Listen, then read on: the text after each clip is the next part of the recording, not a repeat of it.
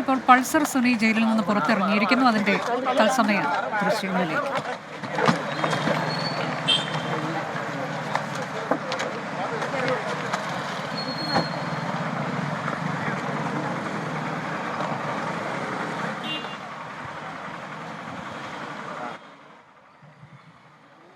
ഏഴര വർഷത്തിന് ശേഷമാണ് പൾസർ സുനി ജയിലിന് പുറത്തേക്ക് എത്തിയിരിക്കുന്നത്. അയാൾ ഒരു വാഹനത്തിൽ കയറി പോവുകയും ചെയ്തു. കർശനമായ ജാമ്യ വ്യവസ്ഥകളുടെ അടിസ്ഥാനത്തിലാണ് പൾസർ സുനി ഇപ്പോൾ ജയിൽ മോചിതനായിരിക്കുന്നത്. ശ്രീകാന്ത് വിവരങ്ങളുമായി. ശ്രീകാന്ത്, ഒടുവിൽ പൾസർ സുനി ജയിൽ മോചിതനായി.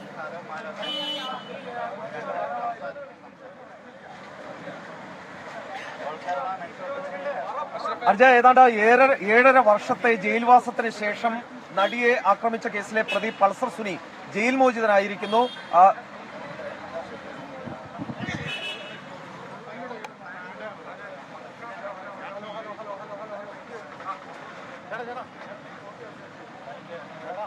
പറയൂ ശ്രീകാന്ത്.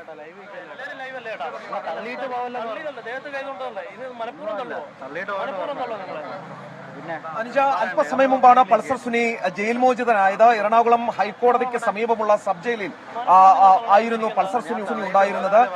കോടതി നടപടിക്രമങ്ങളാണ് രാവിലെ മുതൽ ആരംഭിച്ചത്. ഏതാണ്ട് 10 മണിക്ക് ആരംഭിച്ച കോടതി നടപടിക്രമങ്ങൾ ഉച്ചയോടുകൂടി പൂർത്തിയായി. അതിനുശേഷം നേരെ ജയിലിലേക്ക് പൾസർ സുനിയെ കൊണ്ടുവന്നു.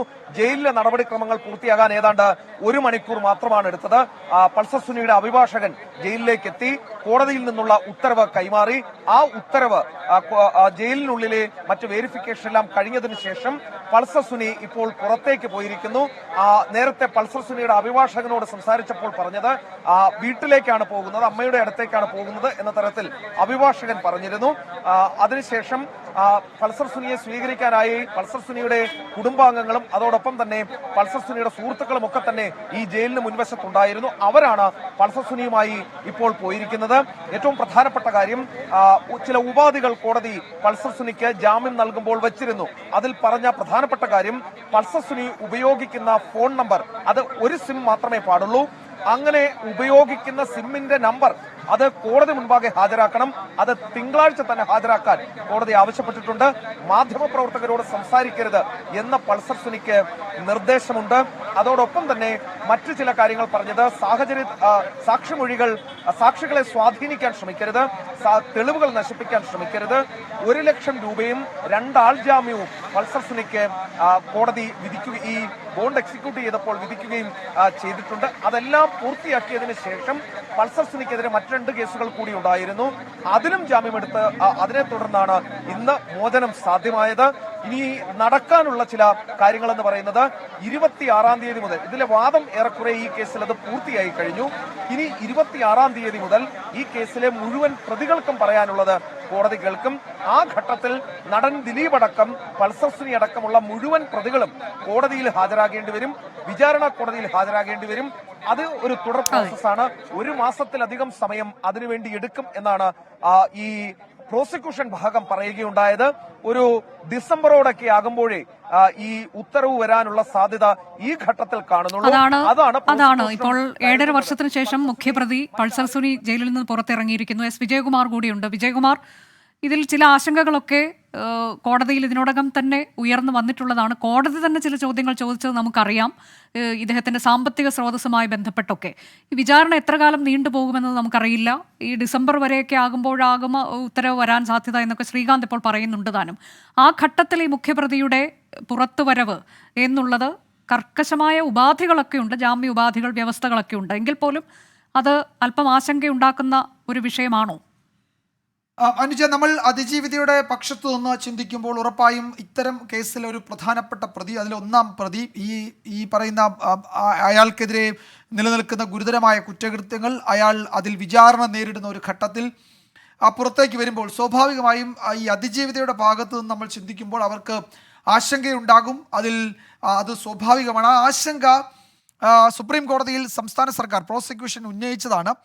പക്ഷേ അപ്പോഴും ഈ പറയുന്ന ഇതിൻ്റെയൊക്കെ പേരിൽ ഈ ആളുകളുടെ ജീവനും സ്വത്തും സംരക്ഷിക്കേണ്ടത്, സുരക്ഷ ഒരുക്കേണ്ടത് സ്റ്റേറ്റിൻ്റെ ചുമതല ആയതുകൊണ്ട് ആ ചുമതല സ്റ്റേറ്റ് ഏറ്റെടുക്കുകയും ഈ തുടർച്ചയായി അനന്തമായി ഒരാളെ ജയിലിലിടാൻ കഴിയില്ല എന്ന ഇന്ത്യൻ നിയമത്തിൻ്റെ ഒരു അന്തസത്ത ചൂണ്ടിക്കാട്ടി അതിൻ്റെ ഒരു വിചാരണ തടവ് എന്നത് നിയമമല്ല, വിചാരണ കാലത്ത് ജാമ്യമാണ് നിയമം എന്ന് സൂചിപ്പിച്ചുകൊണ്ടാണ് കോടതി ഈ പ്രധാന പ്രതിക്ക് ജാമ്യം അനുവദിച്ചത്. പക്ഷേ അങ്ങനെ പറയുമ്പോഴും ഇപ്പോൾ ഇന്നത്തെ ഉപാധികൾ നമ്മൾ പരിശോധിക്കുമ്പോൾ അത് ഏറ്റവും കർക്കശമായ ഉപാധികളാണോ എന്ന് നമുക്കറിയില്ല.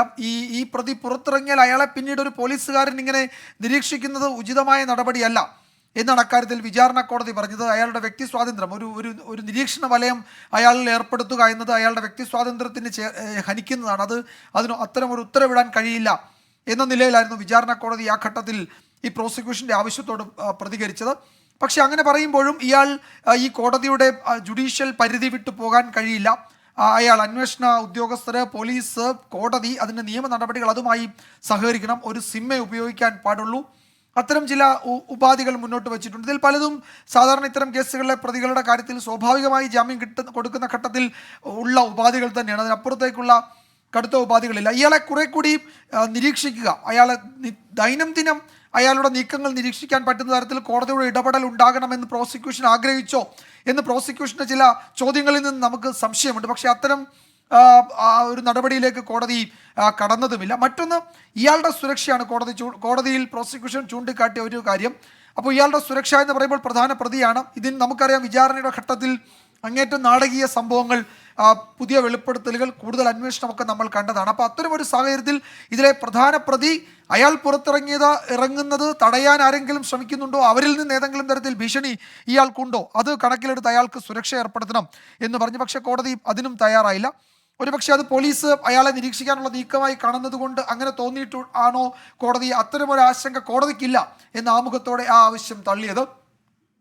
പിന്നീടുള്ളതും അതിജീവിത ഉയർത്തുന്ന സ്വാഭാവികമായും അവരുടെ ഭാഗത്തു നിന്ന് നമ്മൾ കണക്കിലെടുക്കേണ്ട ചില ആശങ്കകൾ തന്നെയാണ്. അതിന് കോടതി പരിഹാരം കാണുക എന്ന് പറയുന്നത് സ്റ്റേറ്റിന് അതിന് ഉത്തരവാദിത്വമുണ്ട്. ജീവനും സ്വത്തും സംരക്ഷിക്കുക എന്നത് ഭരണകൂടത്തിൻ്റെ, സ്റ്റേറ്റിൻ്റെ നിയമപരമായ ഉത്തരവാദിത്വമാണ്.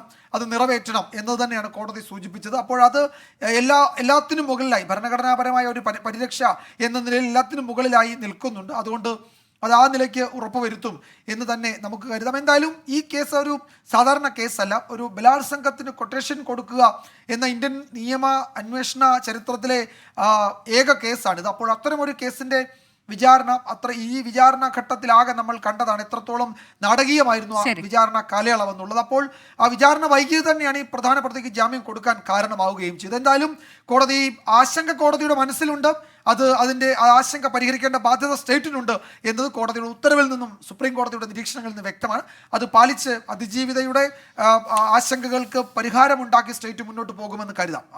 സാക്ഷികളെ സ്വാധീനിക്കരുത്, എറണാകുളം ജില്ല വിട്ടുപോകരുത്, ഒരു സിം കാർഡ് മാത്രമേ ഉപയോഗിക്കാൻ പാടുള്ളൂ, മാധ്യമങ്ങളോട് സംസാരിക്കരുത് തുടങ്ങിയുള്ള ജാമ്യ വ്യവസ്ഥകളുണ്ട്. അതിൻ്റെയൊക്കെ അടിസ്ഥാനത്തിലാണ് 7.5 വർഷത്തിന് ശേഷം പൾസർ സുനി ജയിൽ മോചിതനായത്.